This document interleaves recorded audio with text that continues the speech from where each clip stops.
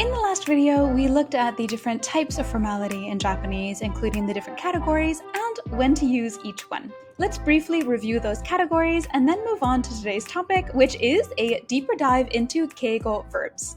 それでは早速始めましょう。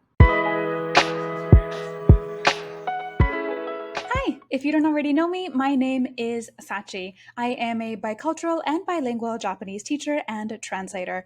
I work primarily with academics and professionals to level up their Japanese language skills, mainly through teaching pronunciation and pitch accent and business Japanese. I also translate in the areas of koseki or Japanese family registries and disaster science. こんにちは。心コミュニケーションズのSachiです。前回の動画では敬語のカテゴリーやその使い分けについてお話ししました。今回はその続きでSonkeigo語、Kenjogo語、Teichogo語について説明します。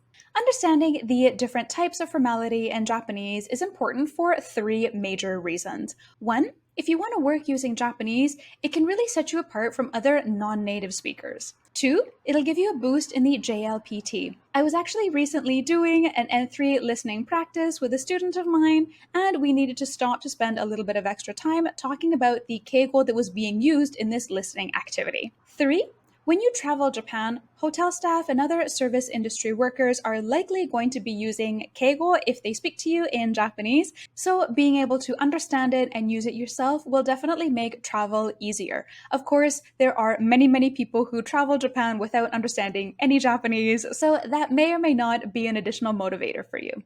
And on that note, let's review the different types of formality in Japanese. There are two main groups. 普通体 and Keigo. 普通体 is casual Japanese and Keigo is formal Japanese. Within Keigo, there are multiple categories. They are 丁寧語、美化語、Sonkeigo, Kenjogo, and Teichogo, which can also be referred to as Kenjogo too. 丁寧語 is the standard level of formality in Japanese, where sentences end in desu or masu, or the past tense forms, of course, deshita or mashita. 美化語 is the beautification of Japanese, where we add o or go mainly to nouns. Sonkeigo is very formal Japanese, and it's used to talk about the actions of others, like guests or your superiors at work, for example. Kenjogo and Teichogo are also very formal Japanese. We use them to talk about our own actions. To learn more about the essentials of these categories, please watch last week's video. You'll find the link up above. Okay, so far so good?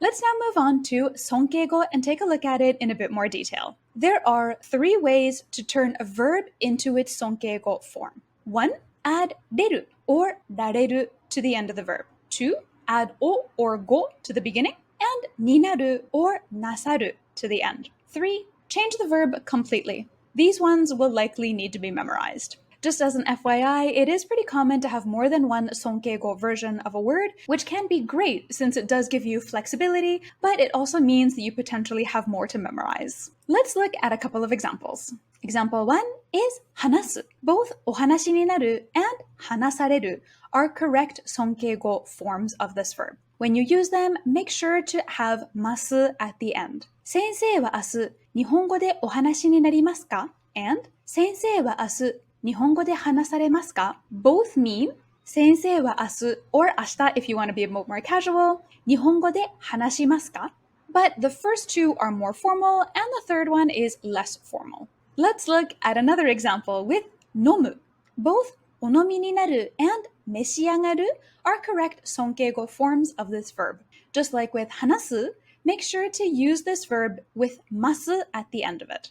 Just as a quick note, if you are familiar with 召し上がる already, you'll know that this verb means both to eat and to drink. In last week's video, we used 召し上がる in the example sentence, デザートを召し上がりますか? But for this video, let's use an example that involves drinking afternoon tea, so we'll use 召し上がる to mean drink and not eat. お客様、アフターヌーンティーを召し上がりますか? And お客様、アフターヌーンティーをお飲みになりますか? Both mean お客様、アフターヌーンティーを飲みますか? So to summarize what we have so far, 話す can become お話になる or 話される and 飲む can become either お飲みになる or 召し上がる. Let's next look into Kenjogo and Teichogo in a bit more detail. For the purposes of this video, we will consider these two categories as one. There are two ways to turn a verb into its Kenjogo or Teichogo form. One, add o or go to the beginning and add suru to the end. Two, change the verb completely. Just like with Sonkeigo, I recommend you memorize the ones that you come across most frequently. And also, just like with Sonkeigo, it is pretty common to have more than one version of a Kenjogo verb. Let's look at a couple of examples. The first one with hanasu again. The Kenjogo form of the verb hanasu is ohanashi suru. When you use it, make sure to have masu or mashita at the end. We just talked about an example about a teacher speaking in Japanese tomorrow, but since we're using Kenjogo now, let's say that we are the ones that will be talking. So we end up with watashi wa asu nihongo de ohanashi shimasu. The second example that we looked at previously was with nomu, and we were talking about a customer drinking afternoon tea, but this time it's us drinking afternoon tea, so we could say afternoon tea o itadakimasu. So to summarize the Kenjogo verbs, hanasu becomes ohanashi suru and nomu becomes itadaku. Like I mentioned in the previous video, Teichogo includes a limited number of verbs, so I recommend you just memorize them. They are suru becomes itashimasu, iku and kuru become mairimasu, yu becomes moshimasu, shiru and omou become zonjimasu, iru becomes orimasu, and aru becomes gozaimasu. Perhaps the most important thing about Teichogo, and maybe the best thing depending on how you look at it, is that if you use the Teichogo verbs in their dictionary form, you will sound like a samurai or a person from a few hundred years ago, so I recommend that you don't do that. And for that reason, all Teichogo verbs in this video already have the masu connected to them. Although, I would recommend that with all formal Japanese verbs, you use them with masu or mashita at the end. Let's look at some example verbs where we can directly compare the Sonkeigo and Kenjogo versions. Just as a quick reminder, I'm not explicitly differentiating between Kenjogo and Teichogo for these examples. The first two verbs are the ones we've already looked at. Hanasu becomes hanasareru or ohanashi ni naru in its Sonkeigo form, and ohanashi suru in its Kenjogo form. Nomu becomes onomi ni naru or meshiagaru in its Sonkeigo form, and itadaku in its Kenjogo form. And now for three new verbs. Au becomes oai suru or awareru in its Sonkeigo form, and ome ni kakaru in its Kenjogo form. Yu becomes osharu in its Sonkeigo form, and moshimasu or moshiagemasu in its Kenjogo form. Matsu becomes omachi ni naru or omachi kudasaru in its Sonkeigo form, and omachi suru in its Kenjogo form. And now the two irregular verbs as a bonus. Suru becomes nasaru or sareru in Sonkeigo, and itashimasu or sasete itadakimasu in Kenjogo. Kuru actually has a lot of Sonkeigo forms. They are irasharu, oide ni naru, mieru, okoshi ni naru. But its Kenjogo form is pretty simple. It's just mairimasu. Fun fact, the formal forms of both iku and kuru are often, but not always, exactly the same, so you just need to know which meaning we're referring to based on the context. Before we wrap up, let's do a two-question quiz. The teinego of a sentence is koko de matte kudasai. But let's say we want to ask a customer to please wait here. How can we change the sentence so that it's polite enough to say to them? Insert the verb to complete the sentence. Now there is more than one correct answer, but here are two possible ones. 1.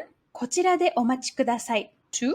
こちらでお待ちになってください. Whether your answer is one of these two or not, as long as you're using the Sonkeigo version of a verb with masu, or in this case, kudasai at the end, you're good to go.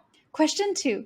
The teinego version of a sentence is では明日またここに来ます or では明日またここに来ます. Whether it's asu or ashita doesn't matter too much with the teinego or standard level of formality. Let's say you want to say this to the owner of a big company that you work at. How can we change the sentence so that it's polite enough to say to them? Insert the verb to complete the sentence. The correct answer is 明日またこちらに参ります. Since we're talking about ourselves in this one, we need to use the Kenjogo or Teichogo version of the verb. The world of Keigo is pretty vast. When you travel Japan, or if you're working with Japanese clients or you're working at a Japanese company, you're likely to encounter Keigo a fair amount. And without basic understanding, it is possible that you could end up confused or potentially embarrassed in certain circumstances. I hope this video and the previous one have helped to clarify at least some of the essentials of formal Japanese for you. If you have any questions or requests for future topics on Keigo, please feel free to let me know in the comments below. And if you enjoyed this video, please let me know by liking it and subscribing to the channel. Also, please check out the description down below this video for additional resources and information. では、最後までご視聴いただきありがとうございました。Thanks so much for watching until the end, and see you in the next video.